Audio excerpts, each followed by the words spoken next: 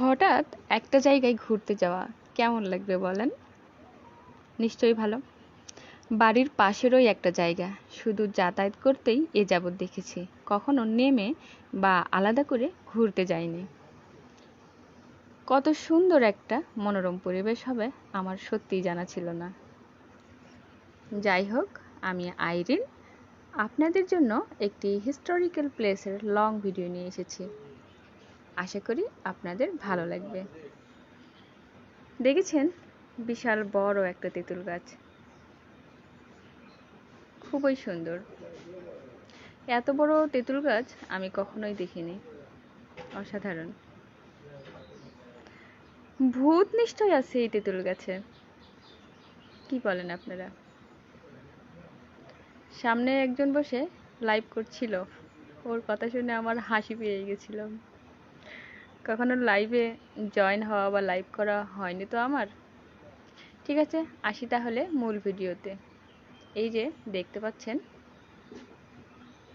এটি হচ্ছে সুরা মসজিদ।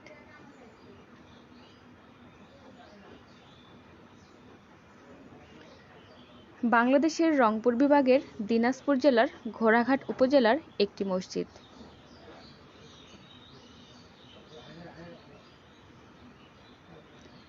আমি যাচ্ছি মসজিদের ভিতরে, ধীরে ধীরে যাচ্ছি,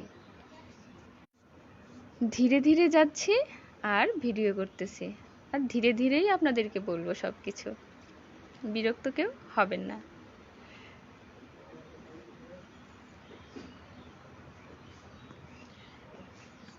এটি মুঘল স্থাপত্যের একটি চমৎকার নিদর্শন। এটি 16 শতকে হোসেন শাহিরাজ বংশের বাংলা সালতানাত যুগে এর স্থাপত্য, নকশা এবং কারুকার্যের স্তরের উপর ভিত্তি করে নির্মিত হয়েছিল বলে মনে করা হয়। অনেকে এটিকে শাহ সুজা মসজিদ বলে থাকেন। আপনারা নিশ্চয়ই দেখেছেন বা দেখতে পাচ্ছেন কত সুন্দর এর কারুকার্য। আসুন দেখে নেই।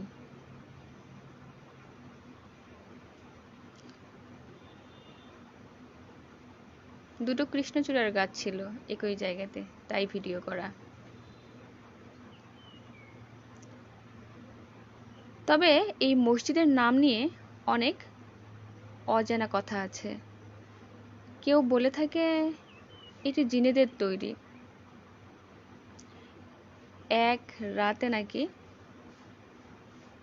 এই মসজিদটি গায়েবীভাবে তৈরি হয়েছিল।